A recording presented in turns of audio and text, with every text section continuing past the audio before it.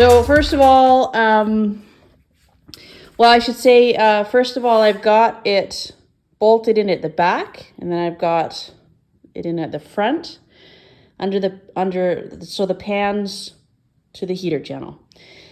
As far as other bolts lining up, they're not lining up. But that's not actually anything that really concerns me, just because I knew that that was going to be an issue. I'll modify holes on the bottom. I can modify the little plates that go, down there. So that's not really a huge concern to me. Right now, though, if you come over here, I'm not quite lined up. I need to find a way to lift the front end and the back end and get things lined up just a little bit better. So I'll be working on that kind of first thing tomorrow. And I'm going to see if I can get the whole body to shift that way. Because back here, you can see that this flange back here should be sitting in front of this, whatever this cross member piece is. So that flange needs to be sitting in the front. I think by moving the body back a little bit, that'll help. I also can maybe loosen up some bolts and see if I've got any wiggle room there. Overall, though, the lines are lining up pretty good. This is pretty close. The heater channel could go in that way a little bit. And then over here, same sort of deal. It's lining up pretty good. But again, I'm going to replace this whole post with a new one, so we'll fiddle around with that. Now, I've got a lot of just kind of fiddling around to do, but I feel like all of those are problems that you can deal with, and it's not a big deal. That's how I feel.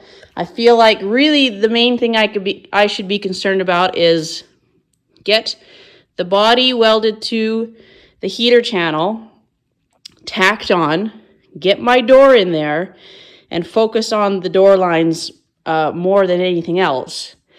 Because everything else is a problem that we can deal with. Whether it's,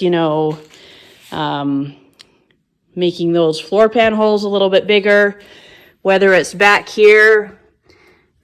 This whole section needs to be replaced anyway. So if the flange is sitting behind there, no big deal. That whole bit has to be replaced anyways.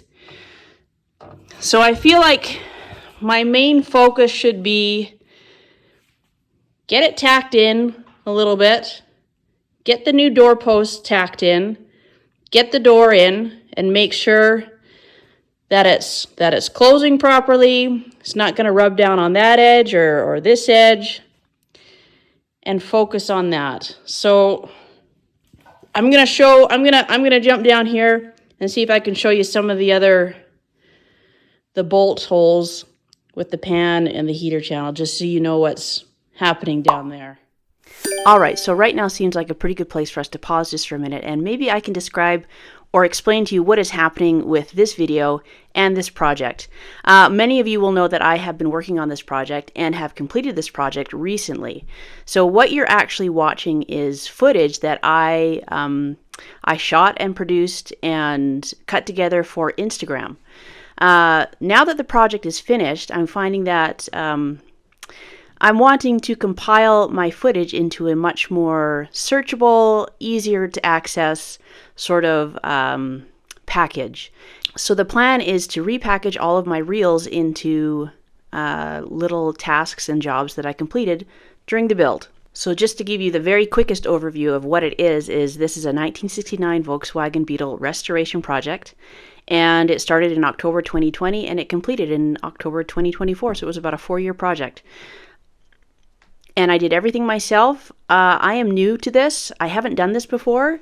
So everything that you see is stuff that I had to learn to do on my own. And I did everything, like I mentioned before, everything totally by myself, with the help of, lots of research and homework and reaching out to people to maybe help me out with a few things. But what you're seeing is just someone who thought they could and decided she would. So part of what I want to do with these videos is I want to jump on and just give a little bit of tips and advice, because what I have now is the benefit of hindsight.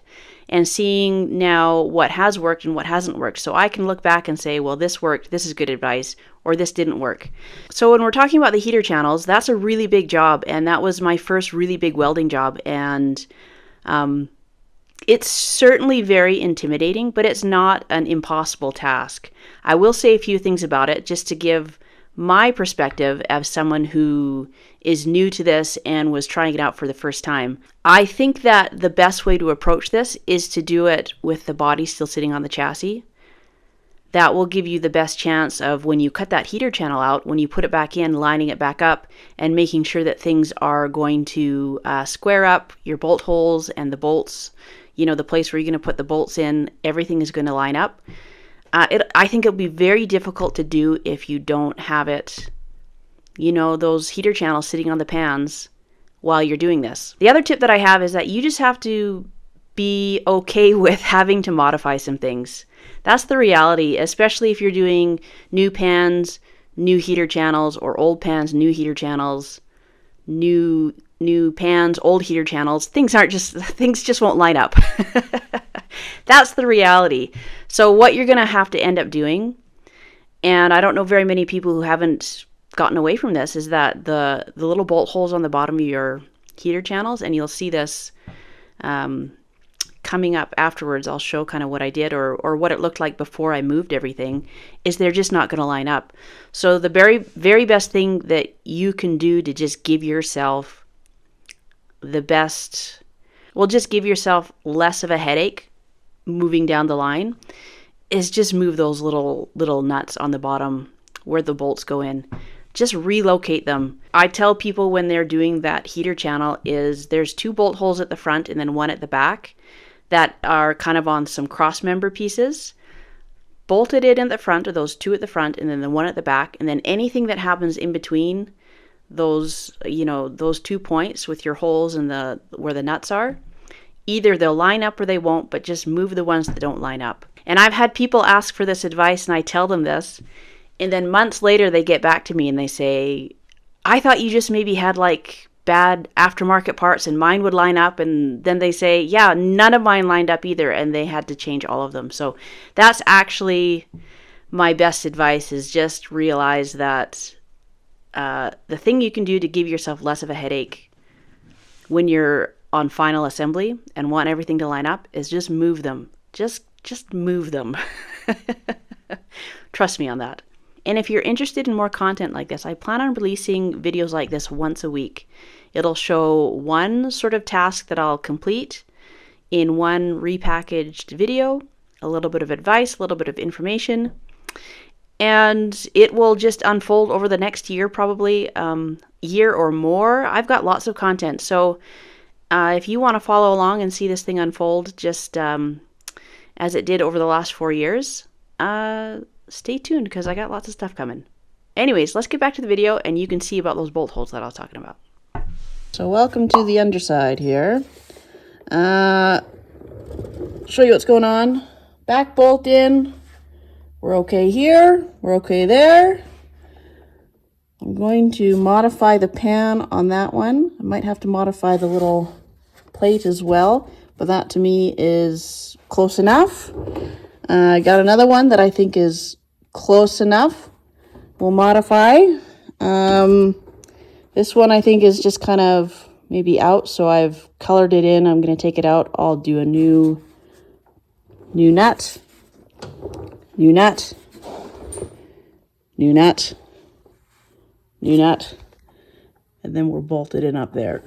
So that's the state of things. I think we're looking good. We got a plan.